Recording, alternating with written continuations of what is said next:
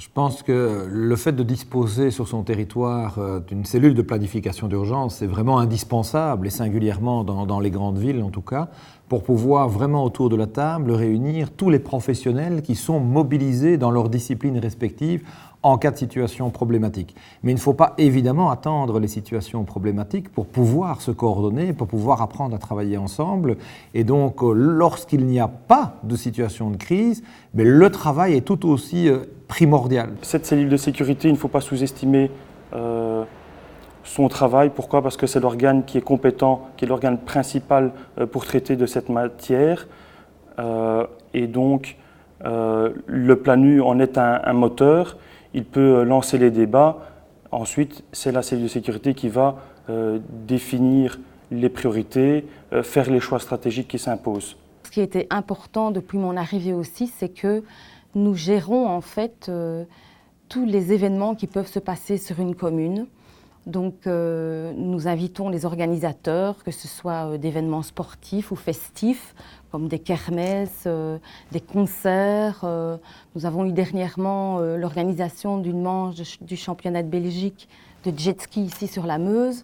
Bon ben voilà, on se réunit en cellule de sécurité, on analyse un petit peu les risques et on prévoit, on met en place donc, des mesures préventives pour que justement une manifestation festive ou sportive ne tourne pas au drame.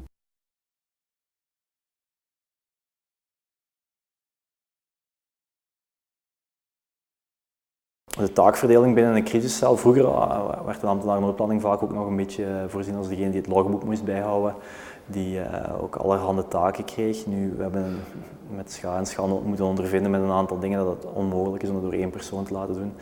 Daardoor worden er wel een aantal mensen, zoals de secretaris en zo, die worden dan bijgevraagd om onder andere mee logboek te voeren. Ze zijn het gewoon van een goede verslaggeving te maken. En dat maakt wel dat een ambtenaar noodplanning dan op die manier toch iets meer ruimte krijgt om zich ook op de kern van de zaak mee te focussen en ja, toch ook wel mee te denken in het oplossen van het verhaal. Het is een vertrouwensband die we de afgelopen jaren ook heel erg gesmeed hebben. We zijn veel dichter bij elkaar gekomen, we weten wat we aan elkaar hebben. Dus als ik hier het advies krijg in mijn crisiscel van een aantal van de mensen van we gaan het zo doen, ja, dan is dat advies voor mij heel veel waard en dan is dat ook iets wat ik in de uiteindelijke beslissing die we eigenlijk toch wel samen nemen, heel zwaar laat doorwegen. Het is bijzonder belangrijk dat je proactief kan reageren op dingen die je binnenkrijgt, signalen die je krijgt van alle verschillende disciplines en van alle verschillende diensten, zoals ook de organisatie. On ne gère pas seul, il y a différentes disciplines qui sont en œuvre. Les moments clés, ce sont les réunions de la cellule de crise. Et ça, c'est vraiment l'endroit clé pour faire la synthèse.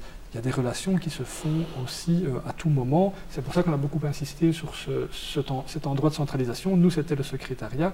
On essayait que toutes les informations reviennent à un endroit clé pour pouvoir éviter la dispersion des moyens. Le but était d'être efficace. Bref, on fait vraiment un grand travail préventif en amont, ce qui permet aux interlocuteurs aussi de se connaître, ce qui est vraiment essentiel lorsque vient une phase de crise.